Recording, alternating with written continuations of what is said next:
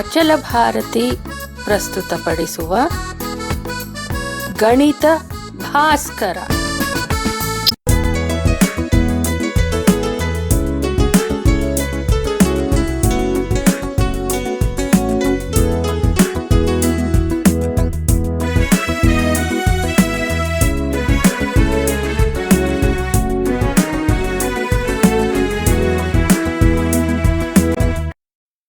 ಏಳು 9.2 ಅಸಮ ಭಿನ್ನರಾಶಿಗಳ ಹೋಲಿಕೆ.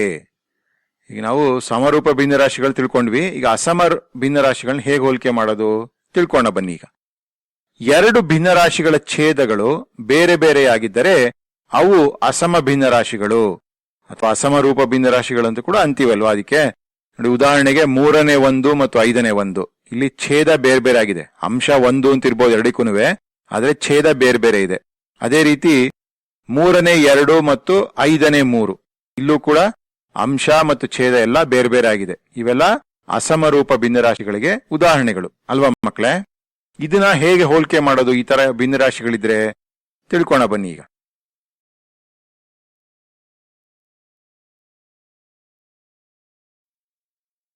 ಒಂದೇ ಅಂಶವಿರುವ ಅಸಮ ಭಿನ್ನರಾಶಿಗಳು. ಈಗ ಆ ರೀತಿ ಉದಾಹರಣೆ ತಗೋಣಂತಂದು ಒಂದೇ ಅಂಶ ಇರುವಂತ ಅಸಮ ಭಿನ್ನರಾಶಿಗಳು ಅಂದ್ರೆ ಛೇದಗಳು ಬೇರೆ ಆಗಿರುತ್ತೆ, ಅಂಶ ಮಾತ್ರ ಒಂದೇ ಇರುತ್ತೆ. 3ನೇ 1 ಮತ್ತು 5ನೇ 1 ಇವು ಒಂದೇ ಅಂಶವಿರುವ ಅಸಮ ಭಿನ್ನರಾಶಿಗಳು ಅಲ್ವಾ ಮಕ್ಕಳೇ. 3ನೇ 1 5ನೇ 1 ನೋಡಿ, ಒಂದೇ ಅಂಶ ಇದೆ ಎರಡಕ್ಕೂನುವೆ, ಆದ್ರೆ ಇದು ಅಸಮರೂಪ ಭಿನ್ನರಾಶಿಗಳು. ಈಗ 3ನೇ 1 ಮತ್ತು 5ನೇ 1ರಲ್ಲಿ ಯಾವ್ದು ದೊಡ್ಡದು ಯಾವ್ದು ಚಿಕ್ಕದು ಹೇಳಕ್ ಗೊತ್ತಾಗತ್ತಾ ನಿಮ್ಗೆ ಸುಲಭವಾಗಿ? ಹೇಗ್ ಮಾಡೋದು ನೋಡೋಣ ಬನ್ನಿ.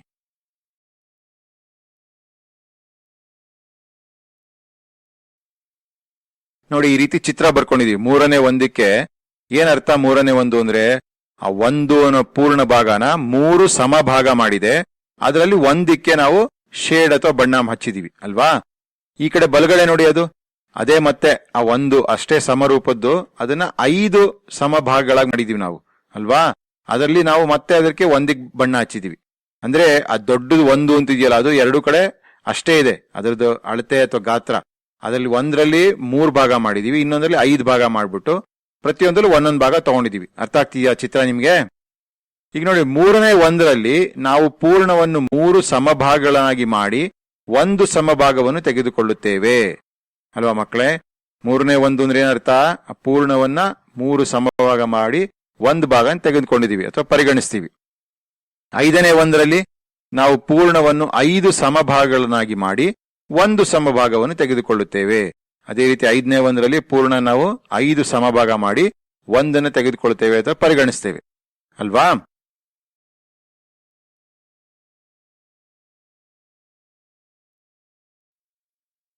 ಮೂರನೇ 1ರಲ್ಲಿ 5ನೇ 1ಕ್ಕಿಂತ ಪೂರ್ಣವನ್ನು ಕಡಿಮೆ ಸಂಖ್ಯೆಯ ಸಮಭಾಗಗಳಾಗಿ ವಿಭಾಗಿಸುತ್ತೇವೆ. ಈಗ 3ನೇ 1ರಲ್ಲಿ ಬರೀ 3 ಭಾಗ ಮಾಡಿದ್ವಿ ಅಷ್ಟೇ, 5ನೇ 1ರಲ್ಲಿ 5 ಭಾಗ ಮಾಡಿದ್ವಿ ಅಲ್ವಾ. ಆದುದರಿಂದ 3ನೇ 1ರಲ್ಲಿ ಸಿಗುವ ಸಮಪಾಲು 5ನೇ 1ರಲ್ಲಿ ಸಿಗುವ ಸಮಪಾಲಿಗಿಂತ ದೊಡ್ಡದು ಅಲ್ವಾ ಮಕ್ಕಳೇ. ನೋಡಿ, 3ನೇ 1ರಲ್ಲಿ ಏನ್ ಸಿಗುತ್ತೆ ಸಮಪಾಲು, ಅದು 5ನೇ 1ರಲ್ಲಿ ಸಿಗೋ ಸಮಪಾಲಿಗಿಂತ ದೊಡ್ಡದು ಅಂತ ಹೇಳ್ಬೋದು. ಆ ಚಿತ್ರ ನೋಡೋಕೆ ಗೊತ್ತಾಗ್ತಿತ್ತು ನಿಮ್ಗಲ್ವಾ. ಆ 3ನೇ 1 ಭಾಗ ದೊಡ್ಡದಿತ್ತು, 5ನೇ 1 ಭಾಗ ಸ್ವಲ್ಪ ಚಿಕ್ಕದಾಗಿತ್ತು. ಹಾಗಾಗಿ ಇಲ್ಲಿ ಸುಲಭವಾಗಿ ನಾವು 3ನೇ 1 ದೊಡ್ಡದು 5ನೇ 1ಕ್ಕಿಂತ ಅಂತ ಹೇಳಿದ್ವಿ.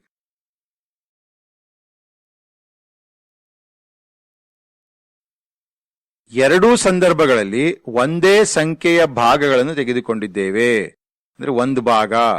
ಈ ಎರಡೂ ಸಂಖ್ಯೆಗಳಲ್ಲಿ ನಾವು ಕೇವಲ 1 ಭಾಗ ಮಾತ್ರ ಪರಿಗಣಿಸಿದ್ವಿ. 3ನೇ 1 ಅಥವಾ 5ನೇ 1ರಲ್ಲಿ ಒಂದೊಂದು ಭಾಗ ಮಾತ್ರ ಪರಿಗಣಿಸಿದ್ವಿ ನಾವು. ಆದುದರಿಂದ 3ನೇ 1 ಭಿನ್ನರಾಶಿಯು 5ನೇ 1ಕ್ಕಿಂತ ದೊಡ್ಡದು. ಅಂದ್ರೆ ಹೇಗ್ ಬರೀತೀವಿ ನಾವು? 3ನೇ 1 ದೊಡ್ಡದು 5ನೇ 1ಕ್ಕಿಂತ ಅಂತ ನಾವು ಬರೆದ್ವಿ. ಇಲ್ಲಿ ಗೊತ್ತಾಗ್ತೀಯಾ ಮಕ್ಕಳೇ?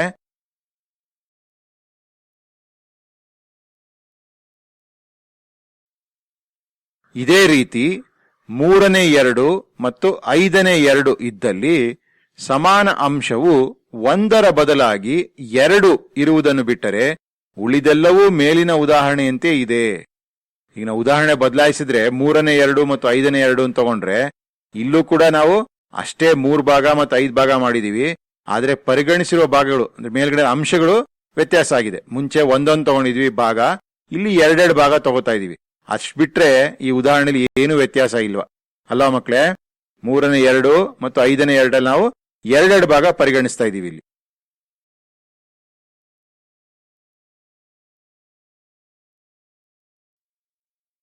ಐದನೇ ಎರಡರಲ್ಲಿ 3/2ಕ್ಕಿಂತ ಪೂರ್ಣವನ್ನು ಹೆಚ್ಚು ಭಾಗಗಳಾಗಿ ವಿಭಾಗಿಸಲಾಗಿದೆ. ಈಗ 5/2ರಲ್ಲಿ 3/2ಕ್ಕಿಂತ ಹೆಚ್ಚು ಭಾಗ ಮಾಡಿದೀವಿ ಪೂರ್ಣವನ್ನು. ಆದುದರಿಂದ 3/2ರಲ್ಲಿನ ಪೂರ್ಣದ ಸಮಪಾಲು 5/2ರ ಪೂರ್ಣದ ಸಮಪಾಲಿಗಿಂತ ದೊಡ್ಡದಾಗಿದೆ. ಆದುದರಿಂದ 3/2 5/2ಕ್ಕಿಂತ ದೊಡ್ಡದಾಗಿದೆ. ಅಂದ್ರೆ ಹೆಂಗ್ ಬರಿತೀವಿ ಅದನ್ನ? 3/2 ದೊಡ್ಡದು 5/2ಕ್ಕಿಂತ. ಗೊತ್ತಾಗ್ತಿದೆ ಮಕ್ಕಳೇ? ಮೇಲಿನ ಉದಾಹರಣೆ ತರನೇ ಇಲ್ಲೂ ಕೂಡ ಎರಡೆರಡು ಸಮ ಭಾಗ ನಾವು ಪರಿಗಣಿಸಿದೀವಿ. ಆದ್ರೆ ಮಾಡಿರೋ ಭಾಗಗಳು ಅಷ್ಟೇ ಇತ್ತು, ಸಮಭಾಗಗಳು ಅಲ್ವಾ? 3 ಮತ್ತು 5 ಅದಂಗೆ ಅದೇನು ವ್ಯತ್ಯಾಸ ಆಗಿಲ್ಲ. ಹಾಗಾಗಿ ಇಲ್ಲೂ ಕೂಡ 3/2 ದೊಡ್ಡದು 5/2ಕ್ಕಿಂತ ಅಂತ ನಾವು ಸುಲಭವಾಗಿ ಹೇಳಿದ್ವಿ.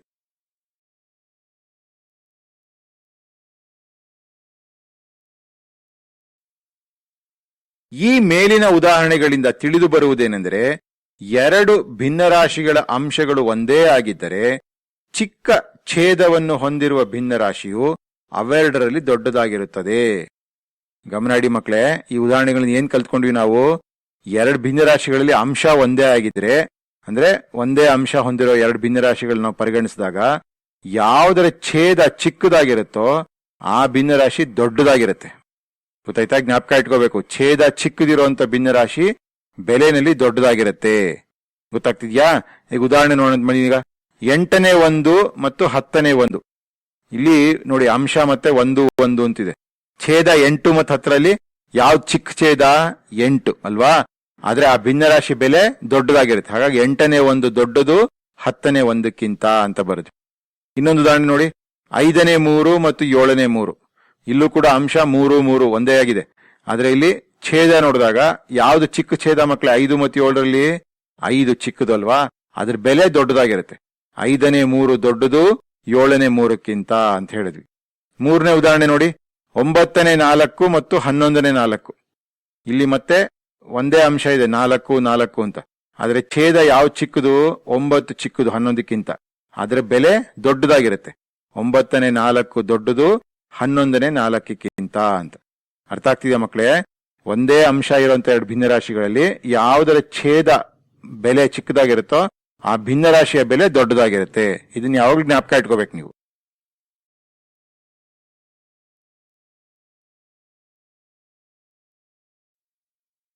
ಈಗ 1ನೇ 2, 13ನೇ 2, 9ನೇ 2, 5ನೇ 2, 7ನೇ 2 ಏರಿಕೆ ಕ್ರಮದಲ್ಲಿ ಬರೆಯೋಣ.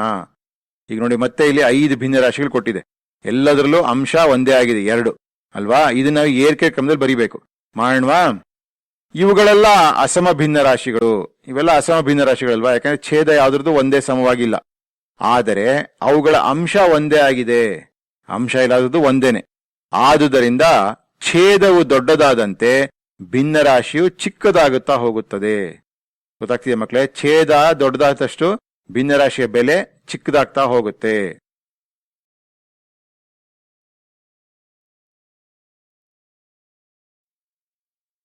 ಇವುಗಳಲ್ಲಿ ಅತ್ಯಂತ ಚಿಕ್ಕದು 13ನೇ 2. ಯಾಕೆಂದ್ರೆ ಅದರ ಛೇದವು ಅತ್ಯಂತ ದೊಡ್ಡದಾಗಿದೆ. ಈಗ ಅತ್ಯಂತ ಚಿಕ್ಕ ಭಿನ್ನರಾಶಿ ಯಾವ್ದಿದ್ರಲ್ಲಿ? ಯಾವ್ದ್ರ ಛೇದ ತುಂಬಾ ದೊಡ್ಡದಾಗಿದೆಯೋ, ಯಾವ್ದಕ್ಕೆ ಛೇದ ದೊಡ್ಡದಾಗಿದೆ? 13 ಅಲ್ವಾ? ಹಾಗಾಗಿ 13ನೇ 2 ಇಲ್ಲಿ ಅತ್ಯಂತ ಚಿಕ್ಕ ಭಿನ್ನರಾಶಿಯಾಗಿದೆ. ಆಮೇಲೆ ಏರಿಕೆ ಕ್ರಮದಲ್ಲಿ ಅನಂತರದ 3 ಭಿನ್ನರಾಶಿಗಳು ಯಾವ್ದಾಗುತ್ತೆ? 9ನೇ 2, 7ನೇ 2 ಮತ್ತು 5ನೇ 2. ಗೊತ್ತಾಗ್ತಿದೆಯಾ ಮಕ್ಕಳೇ? ಈ ತರ ನಾವು ಛೇದನ ನಾವು ದೊಡ್ಡದ್ರಿಂದ ಚಿಕ್ಕದ್ ಮಾಡ್ಕೋತಾ ಬರ್ಕೋತಾ ಹೋಗ್ತಾ ಇದೀವಿ ಅಲ್ಲಿ. ಗೊತ್ತಾಯ್ತಾ? 13 ತುಂಬಾ ದೊಡ್ಡದಿತ್ತು, ಆಮೇಲೆ 9ನೇ 2, ಆಮೇಲೆ 7ನೇ 2, ಆಮೇಲೆ 5ನೇ 2. ಆದ್ರೆ ಇವೆಲ್ಲ ಏರಿಕೆ ಕ್ರಮದಲ್ಲಿ ಇವೆಲ್ಲ ಏರಿಕೆ ಆಗ್ತಾ ಇದೆ ಭಿನ್ನರಾಶಿಗಳ ಬೆಲೆಗಳು.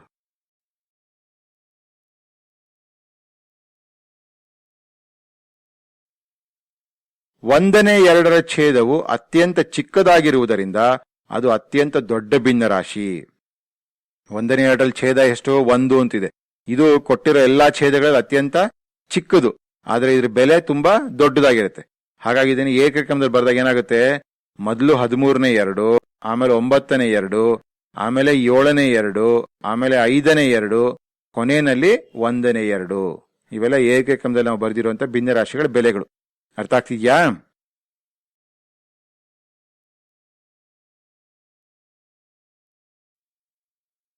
ಪ್ರಯತ್ನಿಸಿ ಈ ಭಿನ್ನರಾಶಿಗಳನ್ನು ಏರಿಕೆ ಹಾಗೂ ಇಳಿಕೆ ಕ್ರಮದಲ್ಲಿ ಬರೆಯಿರಿ. ಇಲ್ಲಿ ಕೆಲವು ಭಿನ್ನರಾಶಿಗಳು ಕೊಟ್ಟಿದೆ ಮಕ್ಕಳು, ಎ ಮತ್ತು ಬಿ ಅಂತ. ಅವುಗಳನ್ನೆಲ್ಲ ನೀವು ಏರಿಕೆ ಮತ್ತೆ ಇಳಿಕೆ ಕ್ರಮದಲ್ಲಿ ಬರೀಬೇಕು. ಮಾಡೋಣ ಒಂದೊಂದನ್ನೇ. ನೋಡಿ, ಎ ಅನ್ನೋ ಕಡೆ ಒಟ್ಟು 7 ಭಿನ್ನರಾಶಿಗಳಿದೆ. 12ನೇ 1, 23ನೇ 1, 5ನೇ 1, 7ನೇ 1, 50ನೇ 1, 9ನೇ 1 ಮತ್ತು 17ನೇ 1. ಕೆಳಗಡೆ ಬಿ ನಲ್ಲಿ ಮತ್ತೆ ಇಲ್ಲಿ 7 ಬೇರೆ ಬೇರೆ ಭಿನ್ನರಾಶಿಗಳಿವೆ. 7ನೇ 3, 11ನೇ 3, 5ನೇ 3, 2ನೇ 3, 13ನೇ 3, 4ನೇ 3 ಮತ್ತು 17ನೇ 3 ಅಂತ. ಇವುಗಳನ್ನೆಲ್ಲ ನಾವು ಏರಿಕೆ ಮತ್ತು ಇಳಿಕೆ ಕ್ರಮದಲ್ಲಿ ಬರೀಬೇಕಂತೆ. ಮಾಡೋಣ ಈಗ.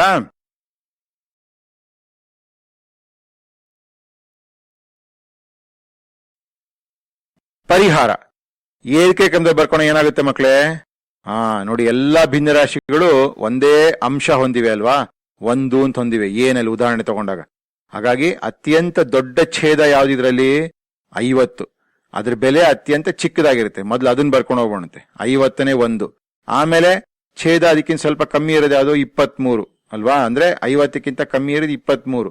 ಅದು 2ನೇ ಸ್ಥಾನದಲ್ಲಿ ಬರುತ್ತೆ. 23ನೇ 1. ಹಾಗೆ ಎಲ್ಲ ಬರ್ಕೊಂಡು ಹೋದ್ರೆ 17ನೇ 1, 12ನೇ 1, 9ನೇ 1, 7ನೇ 1, 5ನೇ 1 ಕೊನೆಯಲ್ಲಿ ಬರುತ್ತೆ. ಈ 5ನೇ 1 ಅನ್ನೋದ್ರಲ್ಲಿ ಛೇದ ಅತ್ಯಂತ ಚಿಕ್ಕ ಛೇದ ಇದು 5 ಅಂತ ಅನ್ನೋದು. ಆದ್ರೆ ಅದ್ರ ಬೆಲೆ ಅತ್ಯಂತ ದೊಡ್ಡದಾಗಿರುತ್ತೆ ಅಲ್ವಾ ಮಕ್ಕಳೇ? ಆಗ್ಲೇ ತಿಳ್ಕೊಂಡಿದೀವಲ್ಲ ನಾವು ಇದನ್ನ.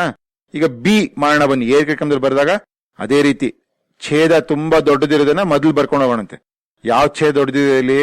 17 ಅಲ್ವಾ? ಅದೇ ಅತ್ಯಂತ ದೊಡ್ಡ ಛೇದ. 17ನೇ 3 ಮೊದಲು ಬರುತ್ತೆ. ಆಮೇಲೆ 13ನೇ 3, ಆಮೇಲೆ 11ನೇ 3, ಆಮೇಲೆ 7ನೇ 3, 5ನೇ 3, 4ನೇ 3, ಕೊನೆಯಲ್ಲಿ 2ನೇ 3. 2ನೇ 3 ಅನ್ನೋದ್ರಲ್ಲಿ 2 ಛೇದ ಅತ್ಯಂತ ಚಿಕ್ಕದು, ಆದ್ರೆ ಬೆಲೆ ಅತ್ಯಂತ ದೊಡ್ಡದಾಗಿರುತ್ತೆ ಅಲ್ವಾ?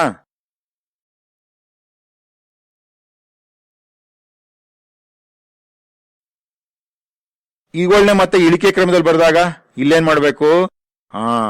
ಎಲ್ಲ ಒಂದೇ ಅಂಶ ಹೊಂದಿರೋದ್ರಿಂದ ಛೇದಗಳಲ್ಲಿ ಅತ್ಯಂತ ಚಿಕ್ಕದನ್ನ ಮೊದಲು ಬರಿಬೇಕು. ಯಾಕೆಂದ್ರೆ ಅದ್ರ ಬೆಲೆ ಅತ್ಯಂತ ದೊಡ್ಡದಾಗಿರುತ್ತಲ್ವಾ? ನೋಡಿ, ಎ ತಗೊಂಡಾಗ 5ನೇ 1 ಮೊದಲು ಬರುತ್ತೆ. ಆಮೇಲೆ 7ನೇ 1, 9ನೇ 1, 12ನೇ 1, 17ನೇ 1, 23ನೇ 1, ಕೊನೆಯಲ್ಲಿ 50ನೇ 1 ಅಲ್ವಾ? ಬಿ ಉದಾಹರಣೆಯಲ್ಲಿ ಮತ್ತೆ ಅದೇ ರೀತಿ ಛೇದ ಯಾವುದು ಚಿಕ್ಕದಾಗಿರುತ್ತೆ ಅದನ್ನ ಮೊದಲು ಬರೀ, ಅದು ಬೆಲೆ ದೊಡ್ಡದಾಗಿರುತ್ತೆ ಅಲ್ವಾ? 2ನೇ 3 ಮೊದಲು ಬರುತ್ತೆ. ಆಮೇಲೆ 4ನೇ 3, 5ನೇ 3, 7ನೇ 3, 11ನೇ 3, 13ನೇ 3 ಮತ್ತೆ ಕೊನೆಯಲ್ಲಿ 17ನೇ 3 ಬರುತ್ತೆ ಅಲ್ವಾ ಮಕ್ಕಳೇ?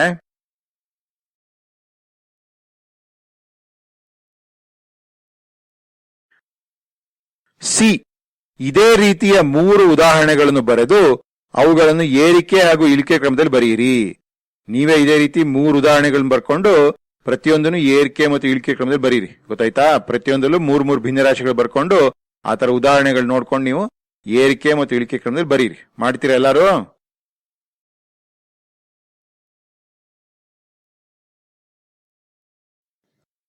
ಮೂರನೇ 2 ಮತ್ತು 4ನೇ 3 ಇವುಗಳನ್ನು ಹೋಲಿಸಬೇಕಾಗಿದೆ ಎಂದಿಟ್ಟುಕೊಳ್ಳೋಣ. ಅವುಗಳ ಅಂಶ ಹಾಗೂ ಛೇದ ಎರಡೂ ಬೇರೆ ಬೇರೆ ಆಗಿದೆ. ನೋಡಿ ಮಕ್ಕಳು, ಇಲ್ಲಿ ಉದಾಹರಣೆ ಕೊಟ್ಟಿದ್ದಾರೆ. 3ನೇ 2 ಮತ್ತು 4ನೇ 3 ಅಂತ. ಇಲ್ಲಿ ಸಮಛೇದನೂ ಇಲ್ಲ, ಸಮ ಅಂಶನೂ ಇಲ್ಲ ಅಲ್ವಾ? ಅಂದ್ರೆ ಛೇದ ಕೂಡ ಬೇರೆ ಬೇರೆ ಆಗಿದೆ, ಅಂಶ ಕೂಡ ಬೇರೆ ಬೇರೆ ಆಗಿದೆ. ಈ ರೀತಿ ಭಿನ್ನರಾಶಿಗಳನ್ನ ಹೇಗೆ ಹೋಲಿಕೆ ಮಾಡೋದು ನೋಡೋಣ ಬನ್ನಿ. ಸಮಛೇದವಿರುವ ಸಮರೂಪ ಭಿನ್ನರಾಶಿಗಳನ್ನು ಹೋಲಿಸುವುದು ಹೇಗೆ ಎಂದು ನಮಗೆ ತಿಳಿದಿದೆ. ಈ ಸಮಛೇದ ಇರುವಂತಹ ಸಮರೂಪ ಭಿನ್ನರಾಶಿಗಳು ಹೇಗೆ ಹೋಲಿಕೆ ಮಾಡೋದು ಮೊದಲೇ ಕಲ್ತ್ಕೊಂಡಿದೀವಿ ಅಲ್ವಾ?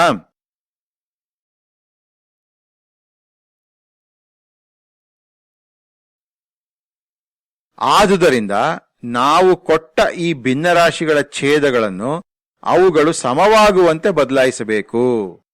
ಏನ್ ಮಾಡ್ಬೇಕು ಮಕ್ಕಳೇ? ಈ ಕೊಟ್ಟಿರುವಂತ 2 ಭಿನ್ನರಾಶಿಗಳ ಛೇದ ಒಂದೇ ಸಮ ಆಗೋ ರೀತಿ ಅವ್ರನ್ನ ಬದಲಾಯಿಸಬೇಕು. ಹೇಗ್ ಬದಲಾಯಿಸೋದು ಅಂತಂದ್ರೆ, ಆಗ್ಲೇ ತಿಳ್ಕೊಂಡಿದೀವಲ್ಲ, ಸಮಾನ ಭಿನ್ನರಾಶಿಗಳು ಜ್ಞಾಪಕ ಇದೆಯಾ ನಿಮ್ಗೆ? ಅಂದ್ರೆ ಒಂದು ಭಿನ್ನರಾಶಿಗೆ ಸಮಾನ ಭಿನ್ನರಾಶಿಗಳು ಹೇಗ್ ಕಂಡುಹಿಡಿಯೋದು ತಿಳ್ಕೊಂಡಿದೀವಲ್ವಾ? ಈ ರೀತಿ ಸಮಾನ ಭಿನ್ನರಾಶಿಗಳಲ್ಲಿ ನಾವು ಬಳಸಿದ ವಿಧಾನದಂತೆ ನಾವು ಈ ಭಿನ್ನರಾಶಿಗಳ ಬೆಲೆ ಬದಲಾಯಿಸದೆ ಛೇದಗಳನ್ನು ಬದಲಾಯಿಸಬಹುದು.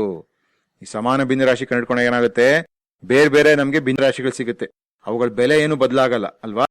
ಹಾಗಾಗಿ ನಾವು ಆತರ ಮಾಡಿಕೊಂಡು ಎರಡೂ ಭಿನ್ನರಾಶಿಗಳು ಸಮಛೇದ ಹೊಂದುವಂತೆ ಮಾಡಿದ್ರೆ ಅವಾಗ ಅವುಗಳ ಹೋಲಿಕೆ ತುಂಬಾ ಸುಲಭವಾಗಿ ಮಾಡಬಹುದು. ಮಾಡುವ ಈಗ.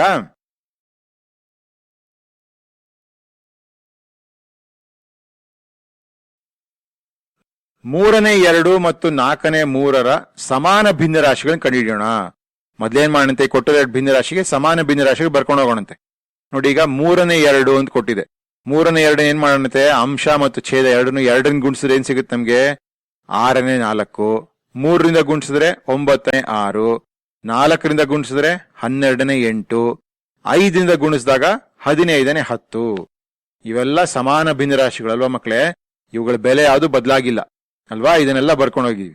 ಅದೇ ರೀತಿ ಕೆಳಗಡೆ ಇನ್ನೊಂದು ಭಿನ್ನರಾಶಿ 4ನೇ 3 ಇದೆಯಲ್ಲ, ಅದರ ಸಮಾನ ಭಿನ್ನರಾಶಿಗಳನ್ನ ಬರ್ಕೊಂಡು ಹೋಗೋಣಂತೆ. ನೋಡಿ, ಮತ್ತೆ ಅದನ್ನ 2ರಿಂದ ಗುಣಿಸಿದಾಗ ಏನ್ ಸಿಗುತ್ತೆ ನಮ್ಗೆ, 8ನೇ 6, 3ರಿಂದ ಗುಣಿಸಿದಾಗ 12ನೇ 9, 4ರಿಂದ ಗುಣಿಸಿದಾಗ 16ನೇ 12, 5ರಿಂದ ಗುಣಿಸಿದಾಗ 20ನೇ 15 ಅಂತ ಸಿಕ್ತು ನಮ್ಗೆ. ಏನ್ ಗಮನಿಸ್ಬೇಕು ಮಕ್ಕಳೇ, ನೋಡಿ ಈಗ ಈಗಲೇ ಇರೋದು ಮುಖ್ಯ. ಈ ಎರಡೂ ಸಮಾನ ಭಿನ್ನರಾಶಿಗಳು ಬರ್ಕೊಂಡಿದೀವಲ್ಲ, ಅದರಲ್ಲಿ ಯಾವ್ದಾದ್ರು ಸಮಾನ ಛೇದ ಇದೆಯಾ ನೋಡಿ, ಒಂಚೂರು ಗಮನ ಇಟ್ಟು ನೋಡಿ. ಮೇಲ್ಗಡೆದಲ್ಲೂ 12 ಅಂತ ಒಂದು ಛೇದ ಇದೆ, ಕೆಳಗಡೆನಲ್ಲೂ ಒಂದು ಭಿನ್ನರಾಶಿಲಿ 12 ಅಂತ ಒಂದು ಛೇದ ಇದೆ. ಬನ್ನಿ ಅವೆರಡನ್ನು ಗುರುತು ಮಾಡ್ಕೋಣ. ಕಾಣ್ತಾ ಇದೆಯಾ, 12ನೇ 8, ಕೆಳಗಡೆದ್ರಲ್ಲಿ 12ನೇ 9 ಅಂತ ನಾವು ಗುರುತು ಮಾಡ್ಕೊಂಡಿದೀವಿ. ಗೊತ್ತಾಗ್ತಿದ್ಯಾ ಮಕ್ಕಳೇ, ಇವೆರಡಕ್ಕೂ ಸಮಾನ ಛೇದ ಹೊಂದಿವೆ ಎರಡು ಭಿನ್ನರಾಶಿಗಳು ಅಲ್ವಾ.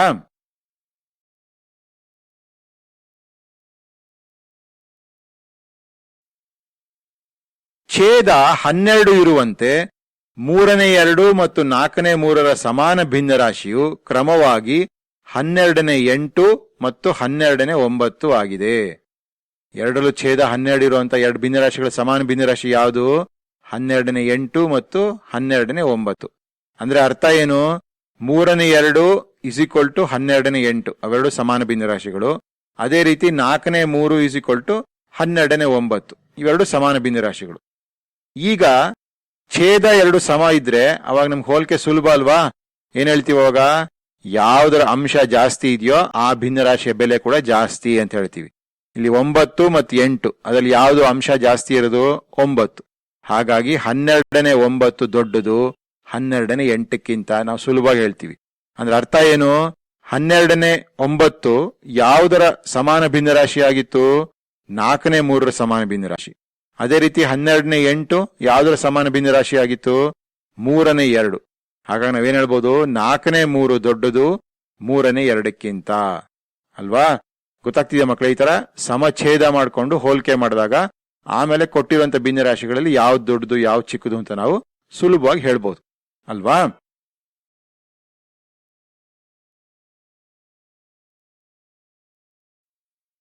ಉದಾಹರಣೆ 6, 5ನೇ 4 ಮತ್ತು 6ನೇ 5 ಹೋಲಿಸಿ. ಇಲ್ಲಿ ಮತ್ತೆ ಎರಡು ಬೇರೆ ಬೇರೆ ಭಿನ್ನರಾಶಿ ಕೊಟ್ಟಿದೆ. ಪ್ರತಿಯೊಂದರಲ್ಲೂ ಛೇದ ಮತ್ತು ಅಂಶ ಯಾವುದು ಸಮವಾಗಿಲ್ಲ. ಹೇಗ್ ಮಾಡೋಣ ಇದನ್ನ ನೋಡೋಣ ಬನ್ನಿ. ಈಗ ಪರಿಹಾರ, ಈ ಭಿನ್ನರಾಶಿಗಳು ಅಸಮ ಭಿನ್ನರಾಶಿಗಳು, ಅವುಗಳ ಅಂಶಗಳು ಬೇರೆ ಬೇರೆಯಾಗಿವೆ. ಹಾಗಾಗಿ ಅವುಗಳ ಸಮಾನ ಭಿನ್ನರಾಶಿಗಳನ್ನು ಬರೆಯೋಣ.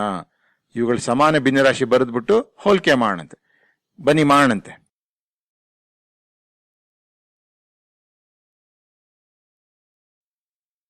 ನೋಡಿ ಏನ್ ಮಾಡಂತೆ, ಮೊದಲನೇ ಭಿನ್ನರಾಶಿ 5ನೇ 4 ಅದರ ಸಮಾನ ಭಿನ್ನರಾಶಿಗೆ ಬರ್ಕೊಂಡು ಹೋಗಿ ನೋಡಂತೆ. 2ರಿಂದ ಗುಣಿಸಿದಾಗ 10ನೇ 8, 3ರಿಂದ ಗುಣಿಸಿದಾಗ 15ನೇ 12, 4ರಿಂದ ಗುಣಿಸಿದಾಗ 20ನೇ 16, 5ರಿಂದ ಗುಣಿಸಿದಾಗ 25ನೇ 20, 6ರಿಂದ ಗುಣಿಸಿದಾಗ 30ನೇ 24, 7ರಿಂದ ಗುಣಿಸಿದಾಗ 35ನೇ 28. ಇವೆಲ್ಲ ಸಮಾನ ಭಿನ್ನರಾಶಿಗಳು. ಈಗ ಕೆಳಗಡೆ ಇನ್ನೊಂದು ಭಿನ್ನರಾಶಿ ಇತ್ತಲ್ಲ 6ನೇ 5, ಅದರದೆಲ್ಲ ಈಗ ಸಮಾನ ಭಿನ್ನರಾಶಿಗೆ ಬರ್ಕೊಂಡು ಹೋಗೋಣಂತೆ. 2ರಿಂದ ಗುಣಿಸಿದಾಗ 12ನೇ 10, 3ರಿಂದ ಗುಣಿಸಿದಾಗ 18ನೇ 15, 4ರಿಂದ ಗುಣಿಸಿದಾಗ 24ನೇ 20, 5ರಿಂದ ಗುಣಿಸಿದಾಗ 30ನೇ 25, 6ರಿಂದ ಗುಣಿಸಿದಾಗ 36ನೇ 30 ಮತ್ತು 7ರಿಂದ ಗುಣಿಸಿದಾಗ 42ನೇ 35. ಈಗ ಮೇಲ್ಗಡೆ ಇರೋ ಸಮಾನ ಭಿನ್ನರಾಶಿಗಳು ಕೆಳಗಡೆ ಇರೋ ಸಮಾನ ಭಿನ್ನರಾಶಿಗಳನ್ನ ನೋಡಿ ಗಮನಿಸಿ ಮಕ್ಕಳೇ. ಅವುಗಳು ಯಾವ್ದಾ ಛೇದ ಸಮವಾಗಿದೆಯಾ, ಒಂದೇ ಇದೆಯಾ, 30 ಅಂತಿದೆ ಅಲ್ವಾ.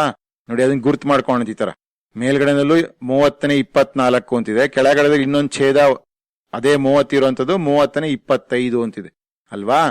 ಈಗ ಒಂದೇ ಛೇದವಿರುವಂತೆ ಇವುಗಳ ಸಮಾನ ಭಿನ್ನರಾಶಿಗಳು ಯಾವ್ದಾಗತ್ತೆ ನೋಡಿ. 5ನೇ 4ರ ಸಮಾನ ಭಿನ್ನರಾಶಿ 30ನೇ 24. ಅದೇ ರೀತಿ 6ನೇ 5ರ ಸಮಾನ ಭಿನ್ನರಾಶಿ 30ನೇ 25 ಅಂತಾಯ್ತು ಅಲ್ವಾ.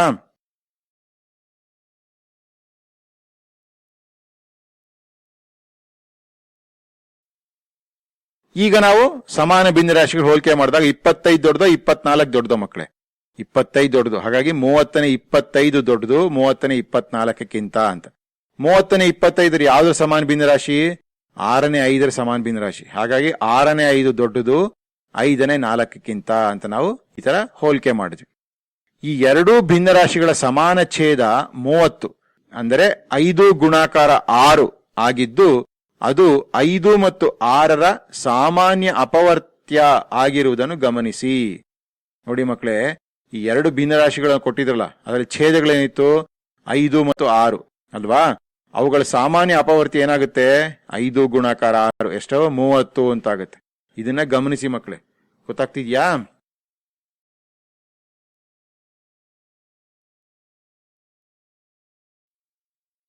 ಎರಡು ಅಸಮ ಭಿನ್ನರಾಶಿಗಳನ್ನು ಹೋಲಿಸುವಾಗ ಮೊದಲಿಗೆ ಆ ಎರಡು ಭಿನ್ನರಾಶಿಗಳ ಛೇದಗಳ ಸಾಮಾನ್ಯ ಅಪವರ್ತ್ಯವನ್ನು ಕಂಡುಹಿಡಿದು ಆ ಛೇದಗಳನ್ನು ಒಳಗೊಂಡ ಸಮಾನ ಭಿನ್ನರಾಶಿಗಳನ್ನು ಕಂಡುಹಿಡಿಯಬೇಕು. ಹೀಗೂ ಮಾಡ್ಬೋದು ನಾವು ಮಕ್ಕಳೇ. ಎಲ್ಲ ಸಮಾನ ಭಿನ್ನರಾಶಿಗಳು ಬರ್ಕೊಂಡು ಹೋಗೋಕ್ಕಿಂತ ನಾವೇನ್ ಮಾಡ್ಬೋದು, ಎರಡು ಅಸಮ ಭಿನ್ನರಾಶಿಗಳನ್ನು ಹೋಲಿಸುವಾಗ ಮೊದಲು ಆ ಎರಡು ಛೇದಗಳಿರುತ್ತಲ್ಲ ಅವುಗಳ ಸಾಮಾನ್ಯ ಅಪವರ್ತ್ಯ ಕಂಡುಹಿಡಿದ್ಬಿಡಿ. ಅದಕ್ಕೆ ಸಾಮಾನ್ಯ ಅಪವರ್ತ್ಯಕ್ಕೆ ಸಮಾನವಾದ ಭಿನ್ನರಾಶಿ ಕಂಡುಹಿಡಬೇಕು. ಎಲ್ಲಾ ಸಮಾನ ಭಿನ್ನರಾಶಿ ಕಂಡುಹಿಡೋಕ್ಕಿಂತ ಈ ತರ ಸಾಮಾನ್ಯ ಅಪವರ್ತ್ಯಕ್ಕೆ ಬೇಕಾಗುವಂತ ಸಮಾನ ಭಿನ್ನರಾಶಿ ಕಂಡುಹಿಡ್ಬಿಟ್ರೆ ಅವಾಗ ಹೋಲಿಕೆ ಸುಲಭವಾಗಿರುತ್ತೆ.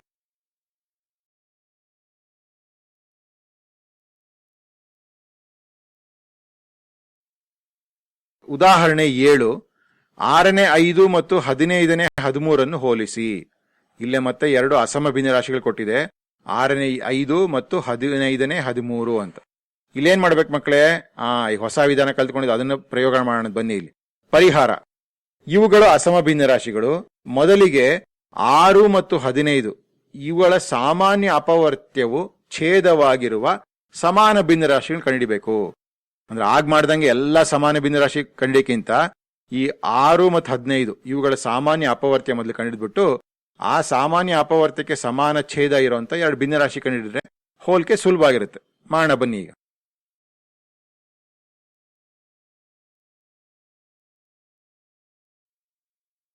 6 ಮತ್ತು 15ರ ಸಾಮಾನ್ಯ ಅಪವರ್ತ್ಯ ಎಷ್ಟು ಮಕ್ಕಳೇ? 30. ಅದ್ ನಮ್ಗೆ ಗೊತ್ತಿದೆ ಅಲ್ವಾ. ಹಾಗಾಗಿ ನಾವೇನ್ ಮಾಡ್ಬೇಕು, ಈಗ 6ನೇ 5ಕ್ಕೆ 30 ಛೇದ ಇರುವಂತ ಸಮಾನ ಭಿನ್ನರಾಶಿ ಕಂಡುಹಿಡಿಬೇಕು. ಏನಾಗುತ್ತೆ ಅವಾಗ? 6ನೇ 5ನ್ನ ನಾವು ಅಂಶ ಮತ್ತು ಛೇದ ಎರಡನ್ನ 5ರಿಂದ ಗುಣಿಸಿದ್ರೆ 30ನೇ 25 ಅಂತ ಸಿಕ್ತು. ಎರಡನೇ ಭಿನ್ನರಾಶಿ 15ನೇ 13 ಅಲ್ಲೂ ಕೂಡ ನಾವು 30 ಮಾಡ್ಕೋಬೇಕು ಛೇದ. ಅವಾಗ ಏನ್ ಮಾಡ್ಬೇಕು? ಅಂಶ ಮತ್ತು ಛೇದನ 2ರಿಂದ ಗುಣಿಸಿದ್ರೆ ನಮಗೆ 30ನೇ 26 ಅಂತ ಸಿಕ್ತು. ಹಾಗಾಗಿ ಇಲ್ಲಿ ಸಮಾನ ಭಿನ್ನರಾಶಿಗಳ ಅಂದ್ರೆ ಒಂದೇ ಛೇದ ಇರುವಂತ ಭಿನ್ನರಾಶಿಗಳು ಸಿಕ್ತು ನಮಗೆ. 30ನೇ 25, 30ನೇ 26 ಅಂತ. 25 ದೊಡ್ಡದೋ 26 ದೊಡ್ಡದೋ ಮಕ್ಕಳೇ? 26 ದೊಡ್ಡದಲ್ವಾ. ಹಾಗಾಗಿ 30ನೇ 26 ದೊಡ್ಡದು 30ನೇ 25ಕ್ಕಿಂತ ಅಂತ ಹೇಳ್ತೀವಿ. ಹಾಗಾಗಿ 30ನೇ 26ರ ಸಮಾನ ಭಿನ್ನರಾಶಿ ಯಾವುದು? 15ನೇ 13. ಅದು ದೊಡ್ಡದು 6ನೇ 5ಕ್ಕಿಂತ ಅಂತ ನಾವಿಲ್ಲಿ ಸುಲಭವಾಗಿ ಹೇಳಿದ್ವಿ. ಗೊತ್ತಾಗ್ತಿದ್ಯಾ ಮಕ್ಕಳೇ? ಈ ರೀತಿ ಎಲ್ಲಾ ಸಮಾನ ಭಿನ್ನರಾಶಿ ಕಂಡಿಡೋ ಬದಲು ನಾವು ಸಾಮಾನ್ಯ ಅಪವರ್ತ್ಯ ಆಗಿರುವಂತ ಛೇದ ಹೊಂದಿರುವಂತ ಭಿನ್ನರಾಶಿ ಕಂಡಿದ್ಬಿಟ್ಟು ಹೋಲಿಕೆ ಮಾಡಿದ್ರೆ ನಮಗೆ ಸುಲಭವಾಗಿ ಉತ್ತರ ಸಿಗುತ್ತೆ.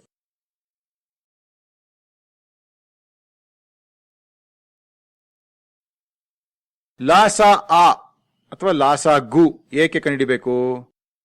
6 ಮತ್ತು 15ರ ಗುಣಲಬ್ಧ 90 ಆಗಿರುವುದರಿಂದ 90 6 ಮತ್ತು 15ರ ಸಾಮಾನ್ಯ ಅಪವರ್ತ್ಯ ಆಗಿದೆ.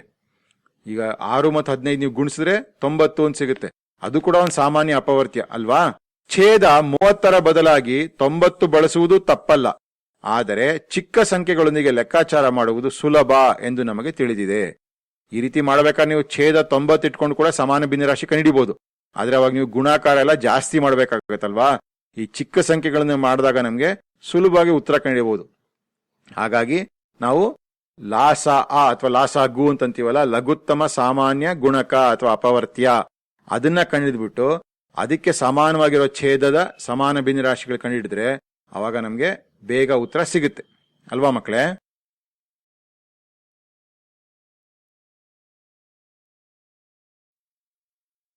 ಹಾಗಾಗಿ ನಾವು ಅತ್ಯಂತ ಚಿಕ್ಕ ಸಾಮಾನ್ಯ ಅಪವರ್ತ್ಯವನ್ನು ತೆಗೆದುಕೊಳ್ಳುತ್ತೇವೆ.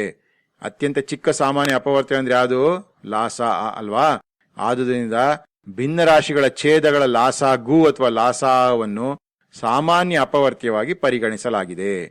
ಇಲ್ಲಿ ನಾವು 6 ಮತ್ತು 15 ಲಾಸ ಎಷ್ಟಾಗುತ್ತೆ?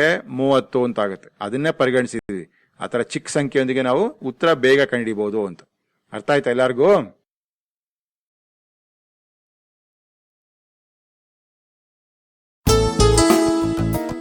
ಮಕ್ಕಳೇ, ಪಾಠ ಚೆನ್ನಾಗಿತ್ತಲ್ವಾ? ಸುಲಭವಾಗಿ ಅರ್ಥ ಆಯ್ತಲ್ವಾ? ಇಷ್ಟ ಆಯ್ತಾ ನಿಮ್ಗೆ?